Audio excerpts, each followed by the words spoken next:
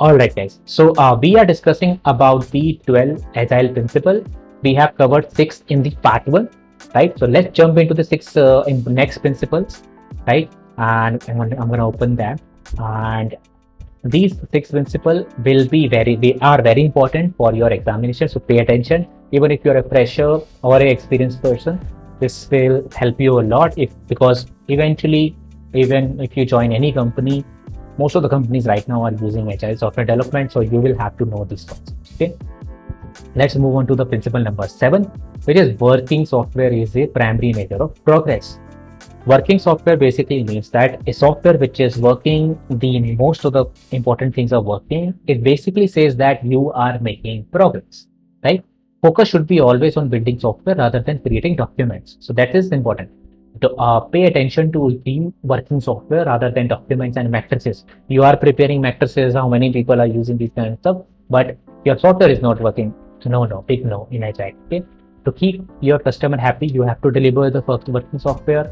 Few new for a new project, minimum valuable product should be there, which is called as MVP, right? Minimum valuable product, right? Which can be used, so it should be there. Customer want to see the best working version of software rather than documentation or other thing. This is very aligned to the Agile Manifesto principle, right? Let's move on to the principle number 8, which is Agile process and promote sustainable development. Sustainable development basically means be mindful of setting realistic expectation to keep the team member morale high. You have to set the expectations very realistic. Like, okay, I can do so these are the 5 features we can develop within this time frame, so our tester can do that. So these are real expectations that you understand that, right? So that's what the sustainable development. So Agile says that in principle 8, you have to promote the sustainable development. It's not like everyone takes like 60 stories and 60 kind of work they have taken. The team is 10 people, they have taken a work of 60, they are not able to deliver. That Agile said, no. You have to use sustainable development in this case. Sponsor, developer, and user should be able to maintain constant pace, right? Everyone should work constantly, and everyone is responsible to deliver the job done, right? So make sure they are working in a same constant pace.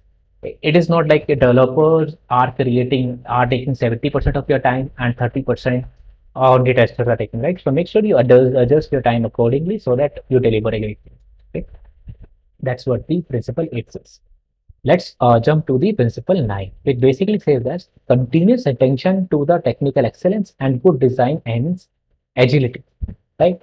It's very simple manner. They are saying continuous attention basically means you have to give a focus to the what exactly you are doing.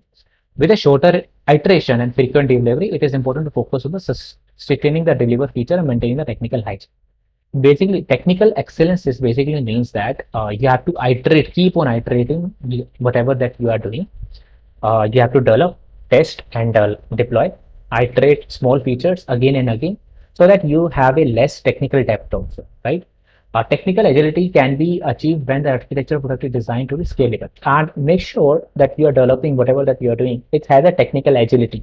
It basically means it's a scalable approach that you guys are using, and whatever the architecture and other things that you are focusing, it should be scalable in it. So that's what this principle says. Okay.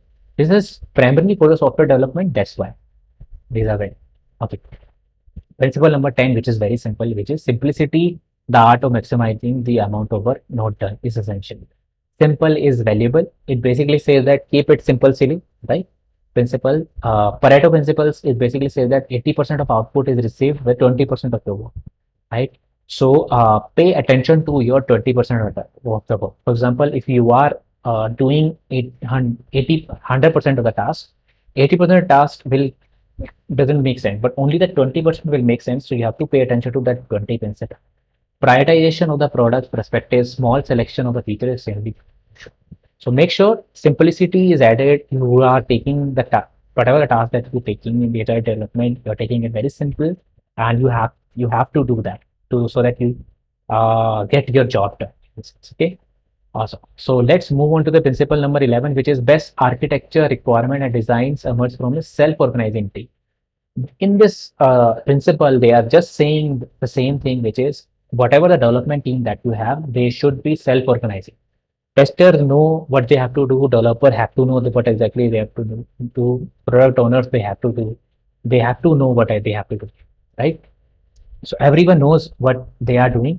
They can discuss with each other, clear communication, right? And they are responsible for their own. But it's a collective team failure if someone fails, right? So that's what Agile says. Sense of team ownership, empower the team for take decisions for themselves without fear, right? So is it not, so for example, testers, if they have a doubt that, okay, we probably will not able to deliver this because of this, and they have to communicate, right? Because they are, they can take the decision on this, okay? Team is taking the decision. Overall team will discuss each other and they will take the decision rather than a stakeholder just said, okay, deliver on this one, right? So that's what this principle is. You have to be self-organizing and self-sustainable team for this two principle, okay? 12 principle, which says that at a regular interval, team reflects how to become a more effective. Basically says that after you have finished your first cycle of process, you have to do retrospective, right? We have to check, okay, what we have done, what we have done wrong, what we have done right, right? These things.